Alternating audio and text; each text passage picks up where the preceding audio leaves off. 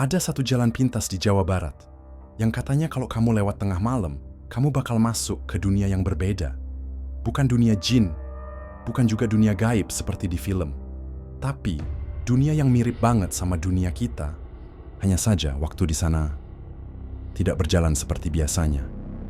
Jalan ini disebut jalur balik satu, dan yang berhasil keluar dari sana cuma bisa cerita sekali seumur hidup. Namanya Rizal, 26 tahun. Seorang karyawan swasta yang biasa pulang malam karena lembur. Dia tinggal di Sukabumi, tapi kerja di Bogor. Tiap hari harus bolak-balik naik motor, menembus jalanan berliku, dan seringkali dia pulang tengah malam sendirian. Tapi malam itu beda. Hari Jumat, Rizal pulang lebih larut dari biasanya karena server kantor error dan semua harus diperbaiki hari itu juga. Sekitar pukul 1 dini hari, dia baru mulai jalan pulang. Karena ngantuk dan capek, Rizal mutusin ambil jalan pintas yang katanya bisa memangkas waktu setengah jam. Jalan ini cuma diketahui oleh orang lokal. Nggak ada di Google Maps, tapi teman kantor yang asli Cibadak pernah nunjukin rutenya. Lewat kebun teh, nanti belok di pos Hansip kosong, masuk terus. Nanti keluar-keluar udah deket Cikidang, katanya. Awalnya, lancar. Meski gelap, Rizal masih bisa lihat jalan berkat lampu motor. Jalan setapak itu sempit dan hanya cukup dilewati satu kendaraan. Di kiri kanannya kebun teh yang menghitam dalam gulita. Angin dingin menusuk tulang dan suara jangkrik terdengar kencang banget, seperti menggema di telinga. Tiba-tiba, motor Rizal berhenti sendiri. Mati. Padahal bensin masih, motor baru diservis. Dia coba starter berkali-kali, tapi nggak nyala. Rizal turun, coba cek bagian bawah motor, nggak ada yang aneh. Tapi, saat dia berdiri, dia sadar, langit malamnya aneh. Nggak ada bintang, nggak ada bulan, hanya warna kelabu gelap, seperti kabut, tapi bukan kabut. Lalu dia sadar satu hal lagi, semua suara hilang. Jangkrik, angin, bahkan detak jantungnya sendiri. Semuanya hening. Rizal mulai panik. Dia ambil HP, tapi HP-nya nggak bisa nyala. Baterai 80%, tapi layar hitam. Bahkan tombol power nggak bereaksi. Dia mulai merasa seolah waktu berhenti. Tapi kemudian, ada suara, bukan suara manusia. Bukan juga suara binatang, tapi suara gerakan. Pelan, berseret, dari arah belakang motor. Rizal langsung menoleh. Dan di sanalah dia melihatnya.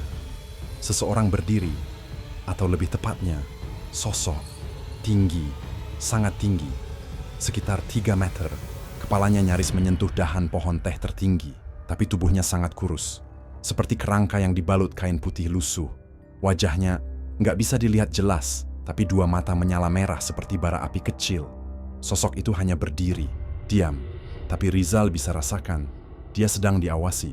Rizal nggak berani gerak, tapi sosok itu perlahan mendekat, langkah demi langkah, tanpa suara.